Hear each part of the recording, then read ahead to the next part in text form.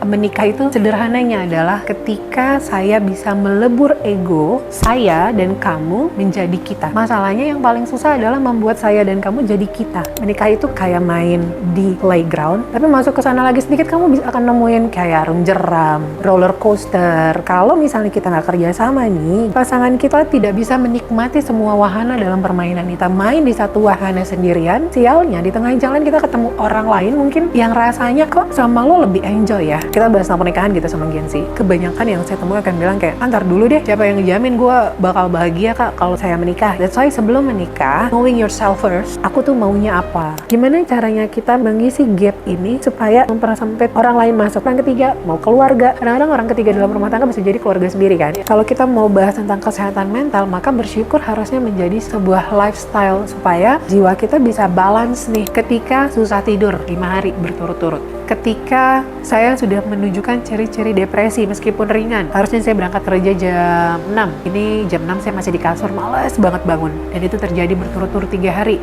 Pergi deh ke psikolog. Sekarang label bawa ke psikolog berarti gangguan udah enggak kok. Kenalan aja dulu, nih saya lagi kenapa ya? Iya. Gitu.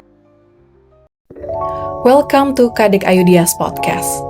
I'm a Balinese woman, quietly curious about the hidden layers of life. Hari ini kita kedatangan narasumber spesial kita, Kak Citra Ananda Mulia. Beliau adalah seorang psikolog klinis sekaligus pemilik Behaviors, yaitu mental health service, yang aktif menangani kasus mental health, drug addiction, perkembangan anak, dan juga manajemen SDM. Di episode kali ini kita akan membahas tentang pernikahan dan luka batin dari sudut pandang psikologi. Yuk langsung aja kita mulai videonya. Halo semuanya, selamat datang di YouTube Kadek Ayudia. Dan hari ini kita kedatangan narasumber spesial kita, yaitu seorang psikolog klinis yang banyak nge-share tentang keluarga, tentang mental health issues, dan juga bermacam-macam lah ya. Dan hari ini kita akan khusus ngebahas soal pernikahan dan juga luka batin dan juga kesehatan mental. Please welcome Kak Citra Ananda Mulia. Halo Kak Citra. Halo Kak Dek, apa kabar? Baik. Nah, jadi tuh teman-teman yang belum tahu, Kak Citra ini, aku sebenarnya sama Kak Citra tuh udah sering ketemu ya dulu ya, antara setahun atau 2 tahun yang lalu tuh. Iya, sebelum kamu nikah kan? Iya, sebelum nikah. Jadi tuh aku sebelum nikah, aku tuh sempat konsul dulu ke Kak Citra, konsultasi pre-marriage. Nah, jadi tuh ya di kita-kita lah ya, di generasi sekarang tuh kan agak takut sama pernikahan kan Kak. Dan terutama menurutku pernikahan tuh adalah sesuatu hal yang baru, dan sebenarnya nggak ada sekolahnya juga, kita tuh nikah tuh harus kayak gimana. Nah, makanya tuh aku lumayan banyak belajar, antara baca buku lah, atau nonton podcast lah, dan akhirnya aku direkomendasikan sama temanku Shiva untuk ke Kak Citra. Karena ampun. Iya, karena waktu itu Shiva bilang kayak, rekomen banget nih untuk ketemu Kak Citra sebelum lu married. Ya ampun, makasih loh temennya yang namanya Shiva. Oh iya, makasih ya Shiva. Ya, akhirnya aku konsul lah ke Kak Citra kan sebelum nikah gitu. Nah, jadi hari ini aku bakal banyak nge-share juga atau nanya-nanya ke Kak Citra. Mungkin buat teman-teman yang lagi menikah atau mau menikah gitu ya Kak ya. Sebelum itu mungkin kita kenalan dulu lebih dalam sama Kak Citra. Mungkin Kakak boleh diceritain nggak sih kayak background-nya gimana, terus kenapa akhirnya jadi psikolog dan sebagainya. Halo semuanya, selamat pagi, siang, sore, dan malam. Saya Citra Ananda Mulia, psikolog klinis. Kenapa mau jadi psikolog? Karena kalau alasan ininya sih lucu-lucuannya tuh, jadi waktu saya SD kelas 6 kalau nggak salah nonton film barat, terus di situ tuh lihat ada psychologist sama psychiatrist. Waktu itu belum ngerti banget nih apa sih tuh ya bedanya. Cuma waktu itu tuh mereka treat si orang gangguan ini di dalam rumah sakit, tapi tuh ada yang ya pokoknya cara old banget deh, cara zaman dulu. Nah, terus ada satu orang, kayaknya yang ini yang psychologist gitu, mereka kasih satu treatment yang kayaknya lebih manusiawi. Semenjak itu saya pengen antara kalau nggak psychologist, psychiatrist gitu. Terus ternyata biasalah ya, saya ada sedikit kenakalan remaja, itu nggak penting lah ya diceritain ya kan ya. Boleh diceritain ya. Intinya, terus ternyata saya lebih tertarik ke psikologinya. Saya lebih tertarik karena buat masuk ke kedokteran waktu itu saya butuh fokus, konsentrasi, dan disiplin. Kebetulan saya ada agak slightly ADHD, jadi ada mata pelajaran yang gak dapet tuh buat masuk IPA. Oh gitu ya? Iya, jadi ya udah oke, saya mau ambil psikolog. Saya mau ambil psikolog klinis karena deket kan dengan kejiwaan manusia. Kalau alasan lainnya, sesederhana sekalian berobat jalan. Oh gitu ya? Karena waktu itu juga saya punya orang tua, balik lagi tadi ya kan, nggak ada pernikahan yang berjalan lancar. Pernikahan orang tua saya juga ada konflik-konfliknya, dan dari situ juga saya tertarik, kenapa sih nih dua orang ini suka banget nih bikin riuh redam gitu kan, gitu. Akhirnya saya jadi penasaran, pengen tahu tentang karakter manusia lebih lanjut tuh kayak gimana. Gitu. Oh gitu ya Kak, aku baru tahu sih ternyata Kakak ada background personal banget ya untuk psikologi ini ya. Ada penasaran yang dalam, makanya Kakak berkecimpung ke psikolog ini. Sebenarnya terima kasih, kita syuting di klinik Kakak di tempat Behaviors teman-teman. Nah mungkin Kakak mau cerita sedikit nggak sih tentang kliniknya ini yang baru ini teman-teman? Hai, aku lagi ada di Behaviors, kebetulan ini kita baru pindah ke Cilandak. Nah, di Behaviors ini biasanya adalah kesehatan mental. Pastinya di sini ada hipnoterapi, ada art terapi, ada music terapi, ada counseling, dan ada akupuntur. Nah, serunya di sini nih kita jadi satu buildingnya sama Pitts Dental dan Estetik. Jadi dokter kita itu juga bisa akupuntur. Selain akupunturnya bisa buat bantuin teman-teman yang punya anxiety, sleep disorder. Akupunturnya juga bisa bantuin buat slimming, dan di bawah ada klinik kecantikannya juga. Jadi bisa one stop service. Keren banget sih Kak. Keren banget dong. Nah, khusus untuk teman-teman yang mau konsul ke sini, ke Kak Citra, dapat diskon kan Kak? Dapat banget dong, apalagi tinggal sebutin ini kata kuncinya, Kadek Ayudia. Akan dapat spesial. Dapat special diskon pokoknya. Sip. Nah Kak, sebenarnya Kak, kalau dari sisi psikologi itu ya, pernikahan tuh apa sih Kak maknanya gitu? Saya gemeter kok diajak ngomongin pernikahan. Karena harusnya setiap orang punya definisinya masing-masing tentang pernikahan ketika mereka mau menikah. Artinya gini, kalau buat saya menikah itu sederhananya adalah ketika saya bisa melebur ego saya dan kamu menjadi kita. Nah, masalahnya yang paling susah adalah membuat saya dan kamu jadi kita. Bener sih. Ya kan, itu PR-nya. Tapi insya Allah mudah-mudahan biasanya ke depannya kalau saya mau melebur ego tersebut, itu nanti bisa berjalan. Dan saya suka bilang gini sama yang muda, menikah itu kayak main di playground gitu. Waktu kamu masuk ke playground, biasanya kamu mau ke Disneyland lah, mau ke Singapura, Universal Studio, itu pasti permainan yang paling gampang karusel. Ya kan? Kita selalu disuguhi itu pasti karusel. Even Dufan tuh kita masuk pasti dia karusel. Artinya di awal-awal pernikahan, ya udah masih gampang lah, masih enak, cuma jalan di karusel. Tapi masuk ke sana lagi sedikit, kamu bisa akan nemuin kayak arung jeram, roller coaster, kamu akan nemuin lagi tuh ontang-anting dan sebagainya yang bikin pernikahan itu naik turun. Nah, kadang mungkin kalau misalnya kita nggak kerja sama nih, gitu, ada kan kadang-kadang yang seringnya jadi jadi gap dalam pernikahan itu adalah si pasangan kita tidak bisa menikmati semua wahana dalam permainan itu. Terus kita main di satu wahana sendirian, sialnya di tengah jalan kita ketemu orang lain mungkin yang rasanya, kok sama lo lebih enjoy ya. Terus akhirnya kita meninggalkan pasangan kita di bawah atau di belakang. Nah, tapi tadi ketika kita misalnya balik lagi nih, udah turun lagi nih dari wahana yang itu. Terus kita tahu, nggak bisa, saya masih ada pasangan saya. Kayak ini hanya permainan di sini, saya harus balik lagi nih ke sini. Terus kita berusaha memperbaiki apa yang tadi jadi gap. Harusnya kita bisa keluar dan menyelesaikan semua wahana dalam permainan itu bersama-sama sampai akhir. Masalahnya kadang ada orang-orang yang ketika mereka merasa, enggak nih, lo nggak menyenangkan, kamu tidak menyenangkan untuk saya ajak di wahana yang ini. Kita terbawa, terus kita meninggalkan pasangan kita dan kita tidak berusaha memperbaiki, mencari tahu apa sih yang bikin kamu takut. Kamu kenapa nggak mau naik wahana yang ini? Iya. Gitu. Itu ya Kak ya? Iya. kamu kenapa kita nggak mau bicara, akhirnya kita merasa nyaman dengan orang yang kita temui di tengah wahana yang lain, terus kita jadinya beranjak menjauh. Gitu. Jadi saya suka bilang kayak sometimes it's like you're playing in the playground gitu. Maybe di tengah-tengah you will find someone yang kayak lebih enjoy dia main ini sama kamu. But kalau kamu begitu kamu selesai main di situ, kamu masih balik lagi terus lihat sebentar. Ini kayaknya dia yang salah deh. Kenapa ya saya nggak bisa enjoy sama pasangan saya di wahana yang ini? Mungkin saya harus cari tahu dia punya ketakutan apa di sini. Apa yang belum kita bicarakan di sini? Kenapa kita nggak bisa menikmati semua tahap dalam pernikahan kita bersama-sama. Sampai akhirnya kita bisa keluar dari wahana tersebut, dari playground tersebut, barengan tetap berdua. Meskipun kadang di tengah jalan, ya tadi ya, kita ada naik turun ya. Tadi keren banget sih Kak, kan Kakak bilang kayak gimana cara kita bisa enjoy terus sama pasangan setiap kita melewati fase hidup kita gitu lah ya.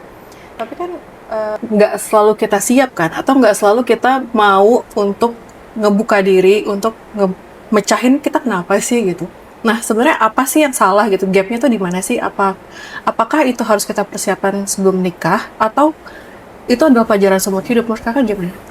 Kalau sekarang nih, apalagi buat yang muda-muda ya, kan banyak banget nih Gen Z yang kalau misalnya saya tanya kayak kita bahas tentang pernikahan gitu sama Gen Z, beberapa kebanyakan yang saya temui akan bilang kayak antar dulu deh. Terus kayak siapa yang ngejamin gue bakal bahagia Kak kalau misalnya saya menikah gitu. Bener kan. Banget, ya. Nah, saya suka bilang that's why sebelum menikah belajar kenalan sama diri masing-masing. Gitu. Oh iya, dulu kan aku pertama kali mau merit, Kakak ngasih aku assessment banyak banget. Iya. Ada 50 lebih ya kalau nggak salah. Nah, mungkin bisa ceritain. Pernyataannya. Jadi kita ada alatnya, sebenarnya itu alat tesnya untuk kenalan sama diri sendiri. Kalau kita suka bilangnya kayak knowing yourself first before you get to know someone else, kan? Karena gimana kita bisa tadi melebur aku dan kamu supaya jadi kita, kalau aku aja tuh nggak kenal aku tuh maunya apa, aku tuh kenapa ya, aku tuh takutnya apa, aku punya masalah apa, aku nggak bisa ngomongin apa ya ke kamu, gitu. Gimana saya mau bisa cerita itu kalau saya aja nggak bisa ngejelasin itu ke kamu. Terus gimana saya mau coba pahamin kamu kalau kamunya tuh juga nggak tahu kamunya kenapa. Terus saya kepribadiannya gimana, kamu gimana. Terus gimana kita akan bicara mengenai celah-celah dalam masalah kita dan kepribadian kita kalau kita sama-sama nggak saling kenal. Gitu. Jadi kalau yang belum nikah, saya suka saranin, sini kenalan dulu sama diri kalian masing-masing. Terus kalau yang udah nikah gimana? Sama, kalau banyak loh orang yang sudah menikah 10 tahun, 5 tahun, itu ternyata nggak benar-benar kenal dengan pasangannya. Gitu. Saya juga, proses belajar ya ketika jadi psikolog, kan waktu menikah tuh belum jadi psikolog, masih sekolah. Setelah jadi psikolog baru tahu, oh ternyata, nah ini, ada needs sama ada keinginan sama kebutuhan yang kadang-kadang kita nggak bisa ngebedain gitu. Apalagi kalau ini kita anak perempuan ya. Biasanya kalau kita cari pasangan antara si suami kita ini mirip banget sama ayah kita, ini kalau kita ngefans banget nih sama ayah kita, atau kalau kita punya father issue, gue nggak mau cari suami yang kayak bokap gue. Akhirnya kita cari yang nggak kayak bokap gue banget deh. Masalahnya along the way manusia itu cenderung mengingat pola atau rasa sayang yang cenderung mirip dengan apa yang, apalagi anak perempuan ya, apa yang ayah mereka berikan. Iya bener banget lagi. Ya kan, rasanya udah nyaman. Enggak yang ini misalnya dulu bapaknya galak, enggak yang ini enggak, suaminya tuh enggak galak, suaminya enggak suka nyuruh misalnya. Tapi ternyata ada pola-pola yang kita ingat gitu, yang termemorize di otak kita yang mirip nih sama si ayah kita. Gap akan terjadi lagi ketika di tengah jalan kita bertemu dengan orang yang tanpa kita sadari mirip dengan ayah kita. But then otak kita bilang in a better version, itu gap bisa masuk. Atau misalnya laki-laki juga gitu, ternyata di tengah jalan dia ketemu perempuan yang mengingatkan dia dengan cara ibunya nyayangi atau taking care of si anak laki-laki ini, sehingga di tengah jalan yang tadinya dia pikir saya sudah bersama dengan perempuan yang tepat, karena perempuan ini tidak secerewet ibu saya, perempuan ini mungkin kalem gitu, tapi ternyata saya termemorize nih, ibu saya tuh agak cerewet, tegas misalnya, terus dia ketemu perempuan lain di tengah jalan yang mirip. Nah ini kalau misalnya nggak bisa aware sama diri sendiri, sebentar, ini tuh yang saya mau, my needs, or ini yang I want, yang saya inginkan, ini yang saya butuh atau ini yang saya inginkan. That's why saya suka bilang kenalan lagi sama diri sendiri. Oh gitu ya kayak. Kenapa kita kecenderungan untuk lebih tertarik dengan lawan jenis yang mirip dengan orang tua kita, misalnya dengan ayah kita atau dengan ibu kita, itu kenapa sih Kakak lihat? Tadi, karena kita merekam pola atau rasa sayang yang sebenarnya kita udah akrab, kita udah sebentar, ini kayaknya kayak bokap gue dulu pernah gini deh. Aduh, kalau ngingetin yang bokap gue ya, ini kayaknya cara yang dulu saya pernah familiar. Karena familiar itu ya? Iya, karena ada memori yang terkesan familiar tanpa disadari. Nah, masalahnya kalau di tengah jalan ternyata kita sudah menikahi orang yang karena dulu kita punya isu misalnya sama bokap sama ayah kita, saya nggak mau punya suami yang kayak ayah saya. Saya cari tuh yang beda banget gitu. Iya. Nah kan nggak bisa dong kamu tiba-tiba nggak mau ganti aja yang ini, nggak bisa dong, apalagi kalau ketika bertemu di tengah jalannya misalnya nggak bisa kan, kamu itu sangat tidak bertanggung jawab. Kamu sudah menikahi satu orang terus karena kamu baru sadar di tengah jalan, nggak kayaknya nggak yang ini nih, sih mau ganti aja, nggak bisa kan. Maksudnya itu bukan suatu hal yang artinya kamu tidak bertanggung jawab sebagai orang dewasa, kamu tidak bisa bertanggung jawabkan pilihan kamu. Terus gimana nih tadi, cari tahu lagi. Oke, yang misalnya yang sekarang ada yang ada gap dengan yang kita punya saat ini, kita ada gap, kita harus cari tahu nih, ini gapnya di mana ya. Kita pernah ngomong gak sih ke orang ini bahwa saya tuh pengen loh kamu tuh agak lebih begini. Iya. Saya tuh pengen loh kamu tuh agak lebih gini. Kamu bisa nggak lebih tegas seperti ini? Gitu. Di sini di part ini ayah saya menyebalkan, tapi ternyata saya membutuhkan part-part yang ini.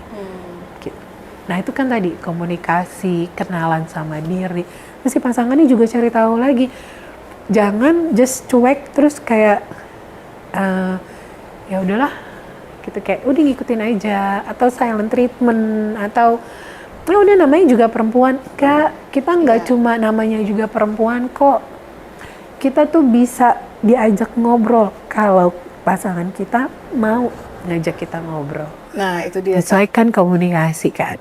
Nah kan sering juga tuh ya, kayak di sosmed lah ya, bilang kayak gap antara wanita dan laki-laki itu kan ada kesenjangan cara berkomunikasi kali ya Kak ya. Jadi sebenarnya biasanya gimana sih Kak kalau Kakak menangani kasus kayak gini, misalnya si perempuannya mungkin ngerasa ini penting, tapi laki-laki nggak ngerasa ini penting. Nah itu biasanya Kak gimana? Tadi tuh kalau di awal misalnya kita biasanya kasih tes. Dari tes itu kita bisa lihat nih kepribadian masing-masing gitu.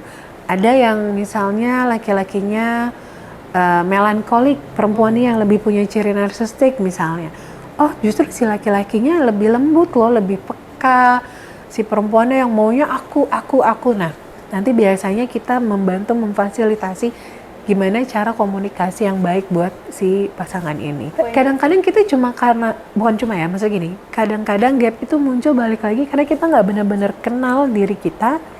Kita juga akhirnya nggak bisa kenal pasangan kita kan. Aku jadi ingat kan setelah tes sama Kakak kan kebuka lah semuanya, karakter kita kayak apa gitu kan. Ya apa adanya lah kita gitu. Nah kecenderungan itu bisa nggak sih sembuh atau itu adalah sesuatu yang pakem? Misalnya pasangannya tadi Kakak bilang narsistik, satunya lagi melankolis. Nah itu possible nggak sih Kak untuk bisa melebur gitu bersama-sama? Possible aja. Tadi kalau misalnya mau sama-sama dikenali kayak nah ini banyak kalau konten yang beredar di luar kayak wah narsistik kalau udah kayak, nah ini beda ya, ada ciri tipe atau kecenderungan kepribadian narsistik dengan narsistik yang memang sudah menjadi disorder. Gimana? Coba jelasin. Itu beda. Kalau dia sudah NPD, dia punya ciri traits tertentu yang memang kesannya ini agak sulit banget untuk diajak kita benar-benar bisa percaya tuh sudah susah, dan biasanya orangnya juga nggak akan mau untuk konsul gitu. Gitu Tapi ya? kalau dia datang dan kita bilang bahwa ini punya ciri-ciri ini, biasanya kita nggak langsung melabel atau nggak langsung bilang ini dirasa nggak, ini suka ngerasa gini nggak, suka begini, pasangannya suka begini. Terus dia bilang iya, oke, ini ada ciri-ciri gitu. Nah, nanti di situ kita kita coba temukan oh ternyata pasangannya sensitif nih. Pak, nggak bisa kalau Bapak bicara, misalnya Bapak bicara, Bapak maunya sekali ngomong ibunya langsung tangkap. Nggak bisa, misalnya ibunya butuh diulang, ibunya butuh diarahin, ibunya butuh contoh nyata. Sementara suaminya misalnya maunya, kan udah sering dikasih tahu, seringnya seberapa, contoh istrinya bilang, sering seberapa, enggak kok, nggak sering. Kadang ngasih taunya cuma singkat terus udah. Nah kan berarti ada gap. Pak nggak bisa loh, istrinya tuh butuh diulang dikasih taunya, butuh dijelasin gitu. Nah sementara si istri kita jelasin juga, ini suaminya seneng loh kalau misalnya dia bisa melakukan sesuatu atau dia habis melakukan sesuatu, ibu tuh kasih penghargaan, ibu kasih afirmasi. Nah kadang-kadang kan ketika udah nikah tuh mikirnya kayak, ya udahlah kan udah saya nikahin, gitu kan artinya udah you are the best for me. Enggak, babe, gitu. Tetap harus validasi terus Tetap ya, harus. biar semakin gimana gitu. Iya, hubungan kakak. gitu. Nah, terus kan berarti kalau aku simpulin ya, kakak kan berarti penting banget untuk tahu diri sendiri gitu kayak. Apa sih step by stepnya untuk kita bisa tahu diri kita sendiri itu? Tadi sih kalau datangnya ke aku, pasti aku akan ngajakin buat coba yuk tes yuk gitu. Namanya juga psikolog. Tes kepribadian, tes personality, di tes itu bisa kenal juga sama ciri kepribadian yang teman-teman punya gitu. Satu, terus kedua biasanya nanti psikolognya tuh akan ngajakin teman-teman buat mungkin journaling kalau punya luka. Nah kalau ada luka-lukanya nanti dikonselingin terus diterapiin supaya lukanya tuh bisa rilis gitu. Kebuka semua kan itu ya? Iya, mudah-mudahan biasanya insya Allah. Iya. Biar kita kenal saya ini gimana, saya maunya apa, di dalam pernikahan ini apa sih yang sebenarnya saya mau, tujuan akhir saya dalam pernikahan ini apa, gitu.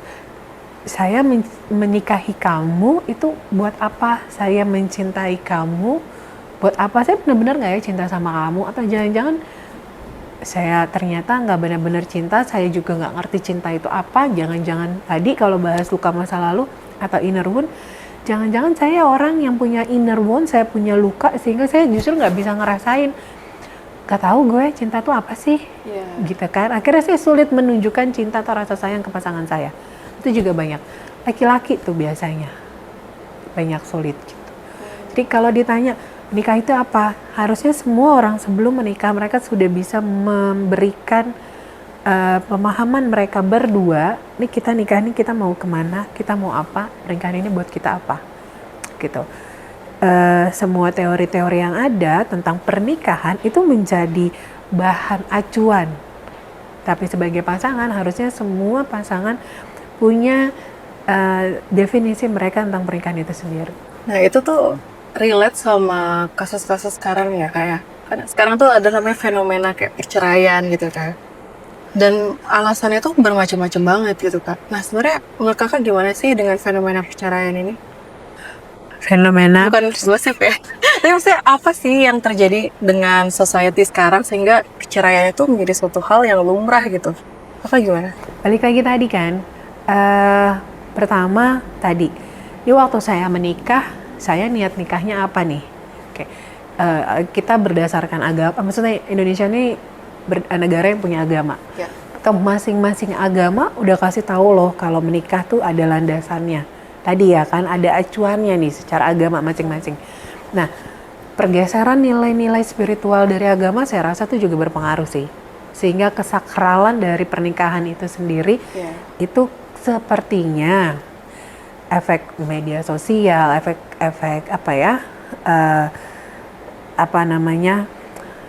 saya ingin terlihat bagus, saya tekanan di luar tentang pernikahan gitu, akhirnya kadang-kadang mempengaruhi si kesakralan pernikahan itu sendiri gitu. Terus tiba-tiba pengen gibah itu loh yang ada influencer nikah di 52 hari, gak ngerti. Yang nikah 52 hari kan? kan nggak jadi cerai kak. Masa sih? Iya itu kan maksudnya kan itu tuh kan jadinya kayak buat konsumsi Publik ya. konsumsi publik. I mean kayak memang dalam Islam kayak suami ridho, tapi nggak perlu lo minta izin, kamu minta izin sama suami kamu, sayang aku mau makan, kamu ridho nggak? So, aku bercanda sama suamiku kan, sayang aku mau makan, kamu ridho nggak? Kalau aku nggak ridho, kamu nggak makan. Aku nggak ridho, kamu jangan makan.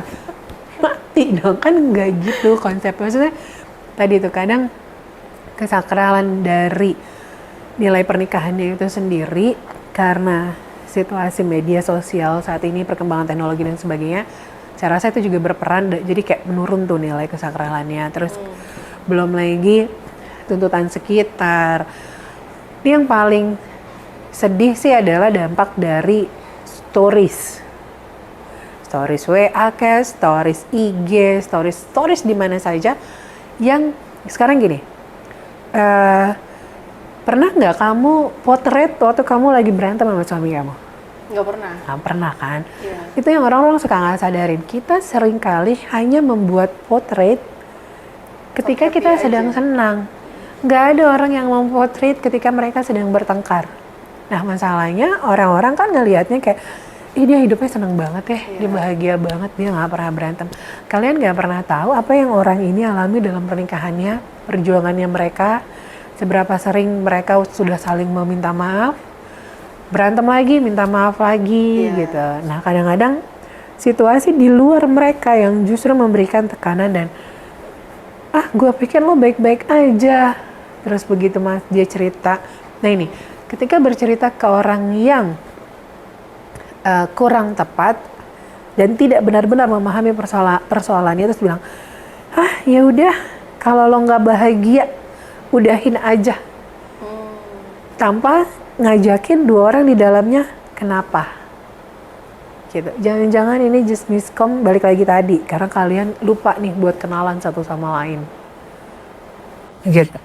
Berarti banyak faktor eksternal juga ya kak? Sekarang aku rasa sih lebih banyak ya dibanding pas zaman orang tua kita dulu kan, kayak perceraian itu kayak aib besar. Sekarang kan kayak ya udah cerai sekarang, nah 3 bulan lagi saya udah bisa gandeng orang karena saya udah langsung bisa back to the market. Iya. Apa karena ini juga sebenarnya paradoks kita mencintai diri sendiri kan? Kan ada yang bilang juga Self love ya. Ya self love gitu. Tapi di saat pasangannya misalnya toxic lah atau nggak sesuai dengan ekspektasi kita kan mungkin memilih untuk udahlah kita self love aja, mending kita pisah aja sekarang gitu. Nah kalau itu menurut kakak gimana? Tadi kalau memang ini kalau di agama aku sendiri, soal perceraian itu kan boleh. Kalau memang pernikahan itu tidak bisa membawa dua orang di dalamnya menjadi lebih baik. Nah, salah satunya toksik tadi. Toksiknya itu gimana? Ada kekerasan dalam rumah tangga. Dia misalnya kalau yang dia tidak menafkahi, percekcokan berdampak buruk pada anak, terus cekcoknya terus menerus, terus jadi ada KDRT. Dan itu tidak bisa diselesaikan, maka kan itu menjadi jalan terakhir kan setelah mediasi dan sebagainya gitu. Tapi balik lagi sebelum ke sana kita cek dulu lagi nih, ini cekcoknya kenapa, kita udah sampai ke situ belum gitu. Ini kenapa nih, jangan-jangan kita yang belum bisa ngomong, kita nggak pernah benar-benar bisa ngomong. Nah itu kan agak sulit juga ya sebenarnya. Soalnya ada temanku yang nitip pertanyaan juga ya kak. Nah gimana sih caranya bisa tetap sabar gitu dengan cekcok itu gitu? Gimana? Aku nggak bisa bilang, artinya gini, balik lagi tadi, aku tuh suka bilang gini, ke psikolog itu tuh nggak berarti nungguin temen-temen kayak, nanti kalau ke psikolog berarti gue gangguan jiwa ya. Nggak banget, hari kan gini tuh kan? nggak banget stigma bahwa ke psikolog itu gangguan jiwa tuh udah nggak banget gitu. Kenapa? Karena bedanya apa sih curhat sama psikolog sama temen gitu. Psikolog mereka dibekali dengan latar belakang ilmu pengetahuan tentang konseling itu sendiri, tentang teori-teori yang mungkin orang awam itu nggak pernah belajar. Misalnya seperti kita nggak bisa bicara Kalau tanya tentang ekonomi, ya pasti nggak ke psikolog, pasti ke ahli ekonomi, gitu kan. Nah, ini kalau tanya tentang, saya mau tahu perilaku suami saya mau tahu tentang perilaku saya. Psikolog bisa menjelaskan latar belakang kenapa suami Anda berperilaku seperti ini. Kenapa istri kamu jadi begini. Tadi, kalau misalnya lagi punya masalah rumah tangga, ceritanya ke orang yang kurang tepat, tadi kan, jangan sampai keluarnya justru, ya udahlah dia toksik. Sebentar, dia yang toksik apa jangan saya nih yang toksik, gitu. Tapi kalau ke psikolog, psikolognya biasanya kan bilang, pertama datang diceritain tentang diri sendiri. Oh, ini kasusnya ternyata marriage ya. Saya boleh minta pasangannya next berikutnya datang. Kalau dua-duanya mau datang, biasanya ini berarti mudah-mudahan biasanya masih bisa diperbaiki karena ada keinginan dari dua-duanya untuk mengenal diri dan memperbaiki diri. Jadi bukan juga cuma sabar yang gimana ya cara sabar ngadepin pasangan. Diajak dulu yuk pasangannya, dia ini kenapa, apa yang harus saya sabarkan, gitu. Kalau saya suka bilang gini, agama mengajarkan saya apa itu ikhlas, apa itu sabar. Tapi psikologi itu memberi tahu saya apa yang harus saya ikhlaskan dengan bahasa psikologis ya. Artinya menurut saya itu dua hal yang sangat ini banget sih, relate apa namanya, berkesinambungan gitu. Jadi sabar aja, namanya juga ujian rumah tangga. Oke, apa yang harus saya sabarin, gitu. Bener sih, karena biasanya tuh waktu sama kakak kan dipecah banget ya, maksudnya bagian sabarnya tuh apa, terus bagian yang miss-nya tuh apa, benar-benar dipecah-pecah banget kan. Sementara kalau kita sendiri berpikir sendiri itu tuh kayak masih nyampur semua gitu, semuanya masih campur aduk lah gitu. Nah kalau ke psikolog tuh biasanya dipecah satu-satu banget tuh. Nah terus ada lagi nggak kak? Apa nih? Nah mungkin ke kasus perceraian dulu ya kak ya. Nah kalau ke perceraian ya, kalau misalnya beda visi misi setelah menikah, itu tuh possible nggak sih kak? Maksudnya kenapa bisa di tengah jalan beda visi misi? Menurut kakak gimana? Karena mungkin dari awal juga nggak pernah dibahas banget. Tujuan kita menikah apa? Kita punya kesamaan nggak? Gitu. Apalagi gini, saya ini baru, maksudnya ini buat saya pun juga masih belajar. Waktu mau nikah itu kan masih muda ya. Buat saya aja, saya waktu itu masih muda. Saya tuh umur 26. Padahal kata teman-teman saya, kayak teman saya ada yang jauh lebih muda gitu ya. Buat saya itu saya masih muda, 26 gitu. Suami saya tuh 29, kalau nggak salah, 28 lah. Gitu. Itu dulu kita waktu memutuskan buat menikah kan karena I love you so much gitu kan. Kayaknya dream come true nih gitu. Tapi ternyata di tengah jalan, kayak gini gitu kan, kayak gini nih.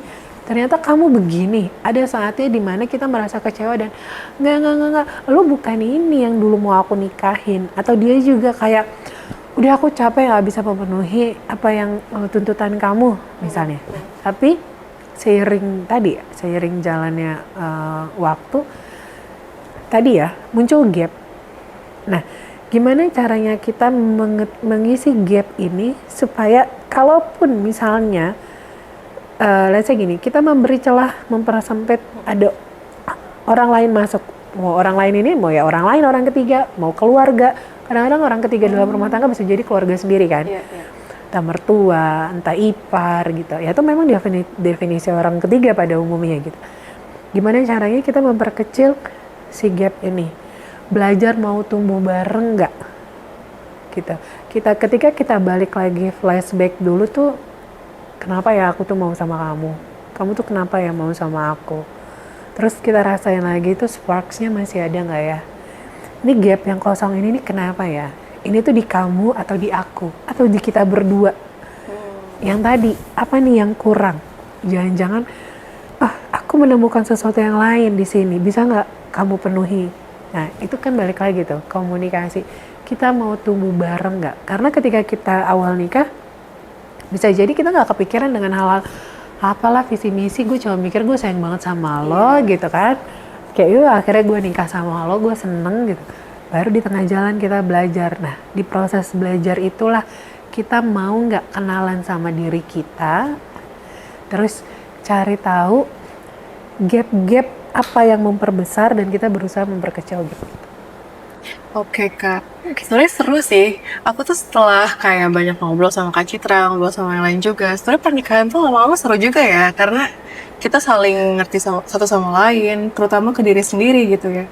Terus kita bertumbuh bareng, jadinya taman bermain yang menyenangkan sebenarnya kalau kita berani untuk ya melihat realitanya gitu kan. Nah Kak, sekarang kan aku mau ngebahas soal pernikahan ya kayak pernikahan dari sisi wanita lah. Banyak yang bilang, banyak yang merasa dia kehilangan jati dirinya setelah menikah gitu. Terutama dia udah punya anak lah, atau dia berperan sebagai istri lah gitu. Nah menurut kakak gimana sih untuk menghadapi hal ini kak? Duh, ini jawabannya buat aku masih sama. Tetap harus kenalan sama diri sendiri. Tetap harus kenalan sama diri sendiri. Maksudnya gimana? Gini, aku kasih contoh diriku sendiri ya, boleh.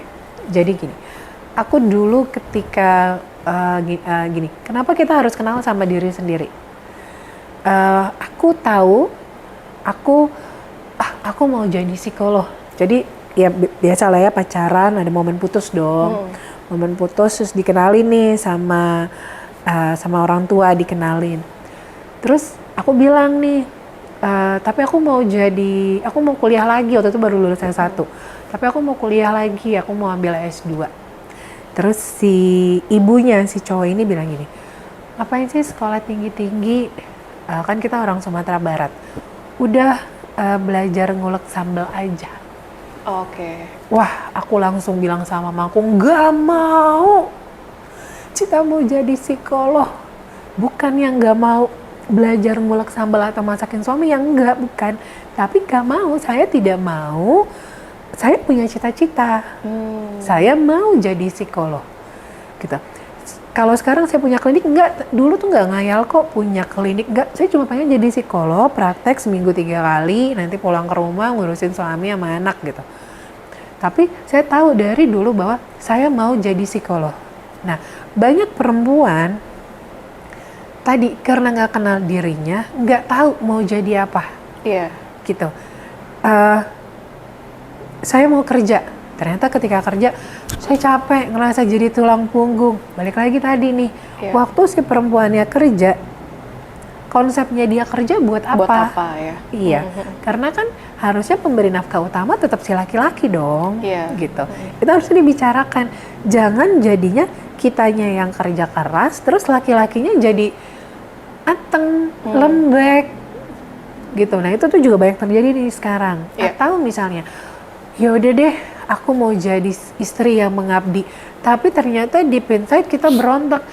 Mungkin kita punya aspirasi, kita adalah entrepreneur, kita senang misalnya kayak gini nih, saya senang ketemu orang, saya senang ngobrol sama orang, ya saya punya aspirasi kan berarti gitu kan, kayak kadek kan punya aspirasi gitu kan, merasa berdaya, merasa fulfill gitu kan. Nah kalau itu ditahan, nah ini yang bikin orang si perempuan ini jadi ngerasa saya kehilangan jati diri saya gitu.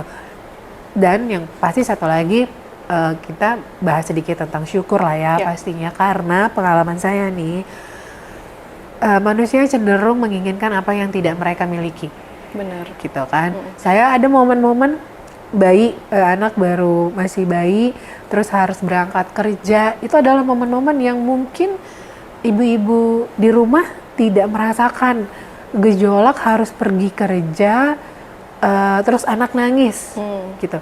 Pada saat itu pengen banget, kayak pengen banget deh, udah deh aku nggak kerja deh, kayak aku beneran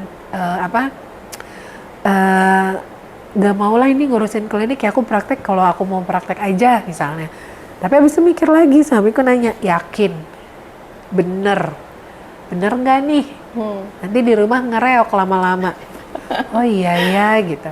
Atau tapi ada momen juga ketika teman aku yang full ibu rumah tangga, dia cerita capek, suaminya pulang misalnya marah terus atau capek atau apa, dan dia hampir tidak punya waktu tuh sama dirinya. Dan betapa dia komen ya tadi ya nih, story WA, story media sosial lah, ih seru banget ya masih bisa main ke sini.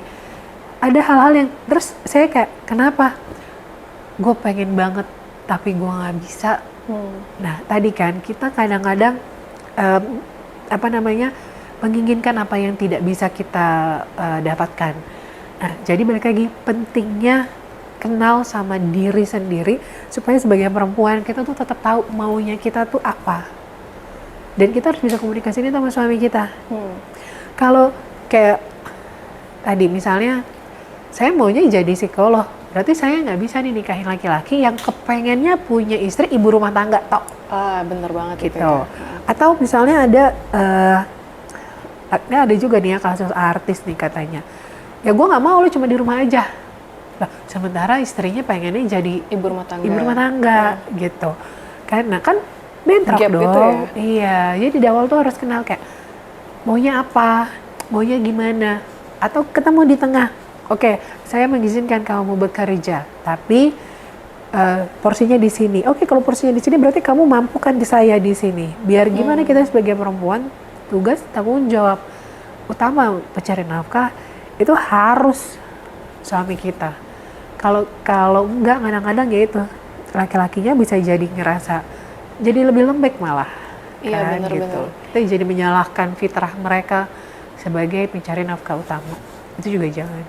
Ya Kak, aku nanggepin ya Kak ya, banyak dari kita tuh lebih sering untuk ngelihat keluar dibandingin ngelihat ke dalam gitu. Padahal sebenarnya intinya itu semua ada di dalam diri kita kan ya. Aku sadar ya sekarang kayak misalnya aku ngobrol sama teman-temanku, terus mereka tuh kayak, aduh gue coba kayak dia ya, kok dia bisa ya, gue nggak bisa ya gitu. Sering banget dia ngerasa insecure seperti itu gitu. Padahal kalau kita lihat dari dirinya sendiri banyak banget yang bisa disyukuri gitu. Dia punya mungkin keluarga yang indah, punya anak yang lucu dan segala macam. Nah, mungkin itu harus balik lagi ke diri kita sendiri. Kita harus sering bersyukur tanpa harus membandingkan. Iya. Sering banget kan kita kayak harus ada alasan untuk bersyukur. Padahal ya bersyukur aja gitu kan. Nah menurut kakak itu gimana sih dari sisi psikolog? Apakah memang sudah terbiasa untuk membandingkan diri atau gimana?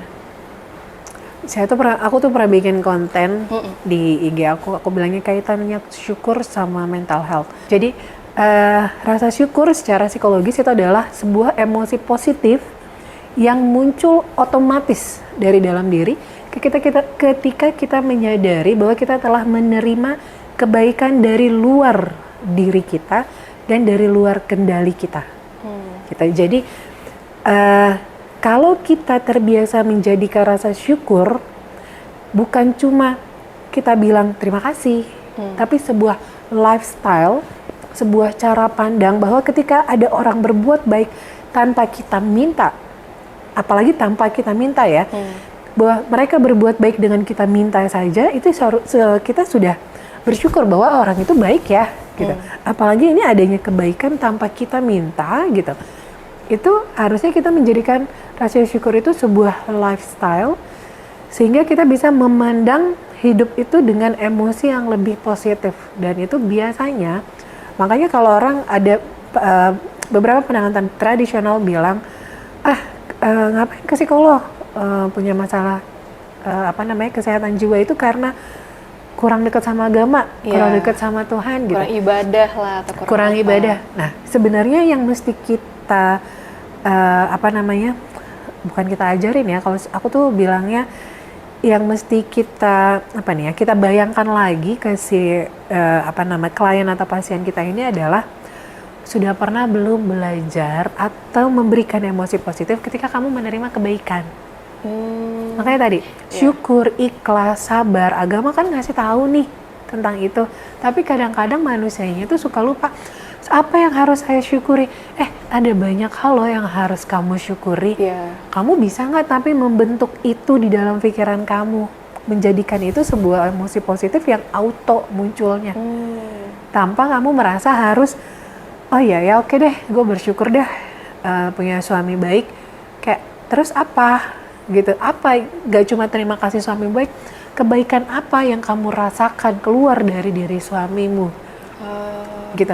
Kadang-kadang kan kalau emosi kita banyaknya negatif, nah kita susah tuh mengeluarkan emosi positif tadi untuk bersyukur.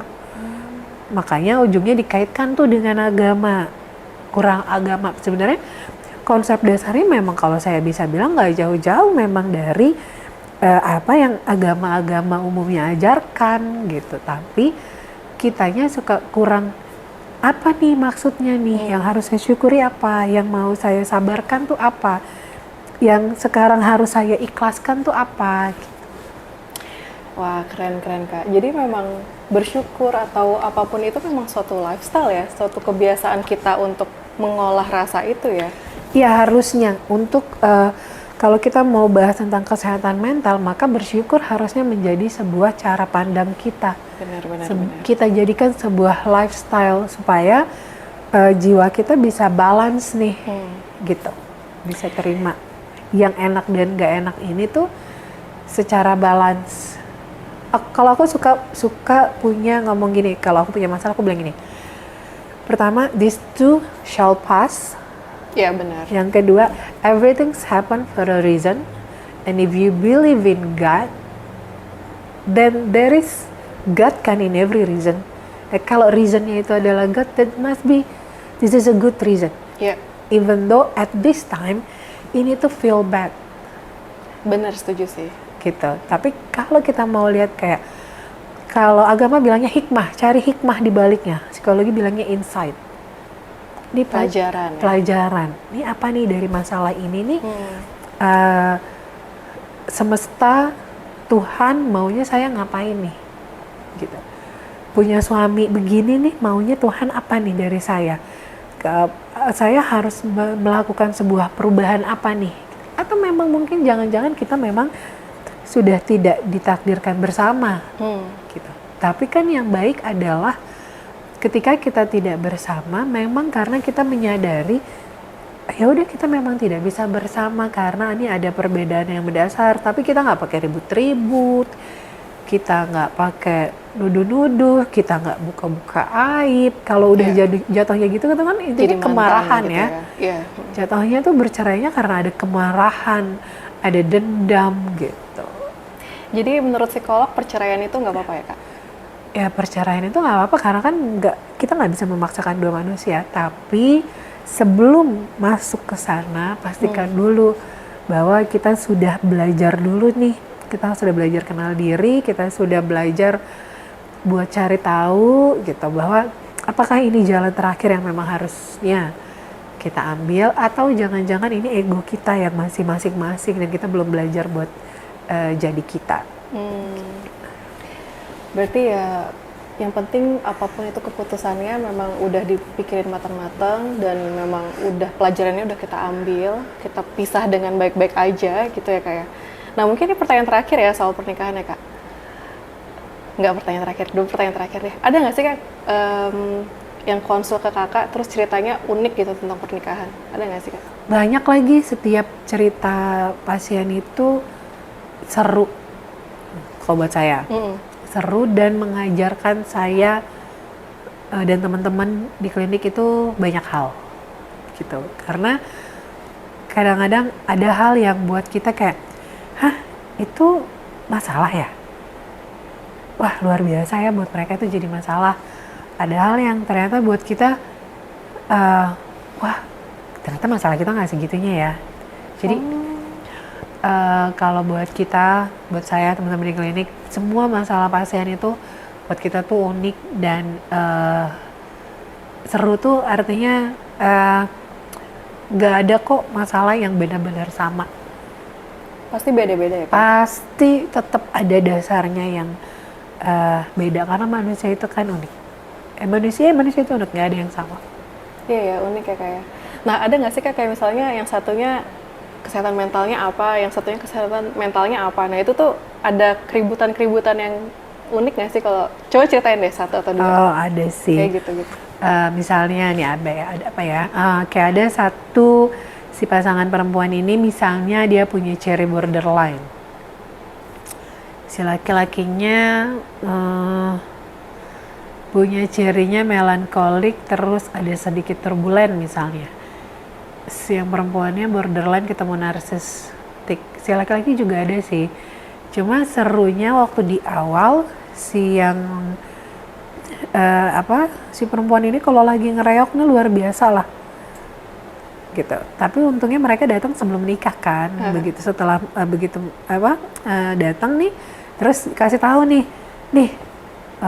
cewek kamu nih, pacar kamu nih begini karakternya. Kamu tuh begini karakternya. Nih kalau dia bisa nggak sabar nih, si yang perempuan bisa nggak sabar kalau kamu tuh begini gini gini. Nah, terus ke perempuan kita bilang, kamu kalau terus-terusan gampang ngereok kayak gini, nanti kalau ini udah jadi suami capek tau nggak ngadepin kamu. Laki-laki pas jadi suami menjadi pacar tuh beda, ya kan? Seru banget sih. Terus Iya. Laki-laki tuh beda, jadi suami menjadi pacar tuh beda gitu. Terus ya udah mereka si perempuannya belajar buat kenalan sama diri dia, lalala. Sekarang si menikah, alhamdulillah ya. Sekarang kalau perempuannya lagi mau ngereok, si yang suaminya nih udah bisa tahu bagaimana menghandle-nya. Dan kalau si suaminya lagi butuh disemangatin, si perempuan ini juga tahu gimana cara nyemangatin suaminya. Wih, keren. Dan udah bisa bilang kayak, Kak, nih kayaknya gue lagi mau reok gitu. Nah itu, aku suka bilang kayak mental health awareness itu adalah sejauh mana teman-teman kenal sama diri, dan kalau memang punya ciri kepribadian tertentu, itu bisa kenal kapan kepribadian itu bisa saja muncul dan mungkin bisa membuat atau mempengaruhi ke sekitar saya nih gitu. Jadi kalau yang tadi tuh dia udah mulai tahu, kayaknya ya ciri kepribadian gue yang ini lagi mau muncul, gue lagi pengen ngereok, gue lagi kesel banget lalala. Oh iya, bener banget lagi. Jadi sadar ya kayak aku tuh kan jadi tahu misalnya aku mau anxiety gitu ya. Wah, kayaknya mau kumat nih gitu. Jadi kayak sadar, aduh harus ngapain ya gitu. Dibandingkan kita dibawa emosi tersebut, kita jadi sadar kayak ngerem diri sendiri kan jadinya. Dibandingkan nggak pernah kenal diri. Atau misalnya yang baru aja datang gitu ya. Kita alhamdulillah banget baru dengar kabar. Jadi si ibu ini jadi anaknya tuh udah sekolah SMP atau SMA gitu. Pokoknya ada masalah deh. Untungnya si ibu ini tahu, dia nggak langsung marahin anaknya. Yang dia tanya adalah, kami sudah benar belum ya sebagai orang tua? Jangan-jangan saya sama bapak yang punya salah. Terus dua-duanya dites, ternyata ibunya punya banyak luka segala macam, trauma, punya anak, nungguinnya lama, jadi treat anaknya ada controlling segala macam. Ibunya kita terapi udah 3 kali gitu. Terus kita tanya sama bapaknya, gimana? Bapaknya bilang, alhamdulillah ibu sudah lebih tenang. Kalau ibu mau marah, dia udah lebih bisa kayak tarik nafas, terus belajar, oh ini nih hal yang akan bikin saya marah, gitu. Kan itu yang penting. Jadi dia tahu apa yang terjadi sama dirinya, dan dia bisa komunikasikan itu dengan orang terdekatnya, dan orang terdekatnya bisa ngebantu nih, gitu. Kita harus apa kalau kamu lagi ngerasain ini? Keren. Gitu. Jadi satu bentuk kerjasama ya Kak? Iya dong. Nah Kak, pertanyaan terakhir. Di saat manakah kita perlu ke psikolog atau konsul? Batasnya tuh semana sih kita harus konsul? Karena saya psikolog, saya boleh bilang kayak ke dokter gigi? Enggak. Karena saya psikolog, saya mungkin boleh bilang gini, ketika susah tidur misalnya 5 hari berturut-turut. Oh ya? Iya. Udah ngerasa nih susah tidur nih, kok gak bisa tidur nih, gitu. Pergi deh ke psikolog. Ketika saya sudah menunjukkan ciri-ciri depresi meskipun ringan, misalnya harusnya saya berangkat kerja jam 6, ini jam 6 saya masih di kasur, males banget bangun, dan itu terjadi berturut-turut 3 hari, pergi deh ke psikolog. Sekarang label bawa ke psikolog berarti gangguan, udah enggak kok. Kenalan aja dulu, nih saya lagi kenapa ya. Iya. Gitu. Jangan-jangan nanti psikolognya cuma bilang, ini kayaknya emang lagi perlu jalan-jalan aja deh. Mahal banget buat pergi jalan-jalan aja, saya harus tahu. Ya kan itu kalau kasusnya ringan, cuma butuh jalan-jalan. Kalau ternyata berat gimana? Gitu. Karena biasanya lebih dalam lagi ya kayak dibandingkan sesimpel itu ya. Iya. Kasusnya ternyata dalam banget, di track ternyata jauh banget gitu ya. Bener. Terima kasih Kak Citra untuk insight-nya. Dan aku akan masuk ke next topic ya Kak. Oke. Nah Kak, aku masuk ke topik selanjutnya ya Kak ya. Oke. Nah ini tuh lumayan sering dibahas juga sih soal topik ini, soal luka batin gitu. Nah sebenarnya luka batin tuh apa sih Kak?